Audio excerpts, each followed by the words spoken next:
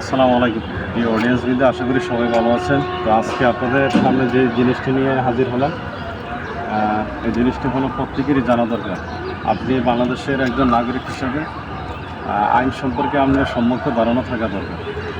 তো আমরা যারা বাড়িতে থাকি, আপনি গ্রামে থাকেন, টাউনে থাকেন বা মফস্বল এলাকায় যেখানেই থাকেন না কেন, একটা জরুরি বিষয় জানা দরকার। ধরেন আপনার বাড়িতে রাত্রিকালীন আইন শৃঙ্খলা বাহিনীর পরিচয়ে কেউ গেল, যে আপনার বাড়িতে তল্লাশি করবে অথবা যে কোনো জিনিস একটু উদ্ধার করবে, তো উক্ত সময়ে আপনার করণীয় বিষয়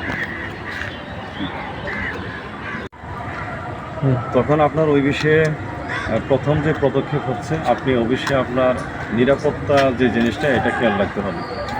আপনি ঘরের দরজা অথবা আপনার যে মেইন গেট ওইটা অবশ্যই খোলা যাবে না। আপনাকে যদি বলা হয় যে আইনশৃঙ্খলা বাহিনী দ্বারা আপনি